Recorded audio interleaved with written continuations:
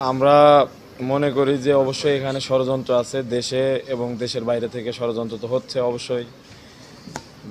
যিনি ডিক্টেটর ছিল খুনি হাসিনা, সেই হাসিনা তো অবশ্যই চাইবে পুনর্বার। আপনারা দেখেছেন গণমাধ্যমে ইতোমধ্যে অনেক কিছু প্রকাশ হয়েছে। কালকের একটা ঘটনা আপনারা জানেন, সবাই দেশবাসী জানে।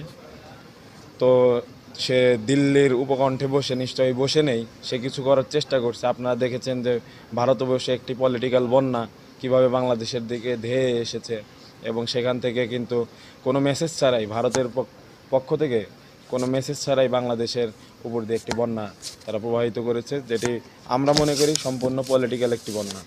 তো এর বাইরেও বিভিন্ন গ্রুপ আমাদের পক্ষ থেকে আমাদের এই ব্যানারকে ব্যবহার করে বা আমাদের ব্যানার এর নাম করে তারা কিন্তু পলিটিক্যাল যে স্বার্থ, সেই পলিটিক্যাল স্বার্থ উদ্ধারে কিন্তু উঠে পড়ে লেগেছে। এটি আপনাদেরকে স্পষ্ট করে বলতে চাই। কারণ বৈষম্য বিরোধী ছাত্র আন্দোলন তাদের প্রাথমিক লক্ষ্যটা ছিল ফ্যাসিস্ট হাসিনার পতন। ফ্যাসিস্ট হাসিনার পতন করার জন্য হাসিনা বিরোধী যত পক্ষ আছে সবাই কিন্তু আমার ব্যানারে এসেছিল, আমাদের ব্যানারে এসেছিল। এই ব্যানারে আসার পর যখন ফ্যাসিস্ট হাসিনা পতন হয়ে গেল, তখন কিন্তু এই পলিটিক্যাল যে পার্টিগুলো আছে বা পলিটিক্যাল গ্রুপগুলো আছে তারা কিন্তু আলাদা আলাদাভাবে চলে গেল।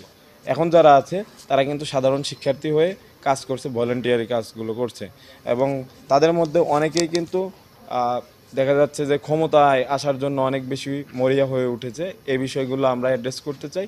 সব কিছু মিলিয়ে দেশ এবং দেশের বাইরে থেকে আমরা অবশ্যই মনে করি আমাদের বিরুদ্ধে ষড়যন্ত্র হচ্ছে, এবং আমাদের লক্ষ্য ঐক্যবদ্ধ যে ছাত্র জনতা, সেই ছাত্র জনতা যেন বরাবরের মতোই ঐক্যবদ্ধতা প্রদর্শন করে। কোনো প্রকার যেন রাজনৈতিক প্রভাব বা অন্য কিছুর জন্য তারা যেন ঐক্যবদ্ধতা বিনষ্ট না করে।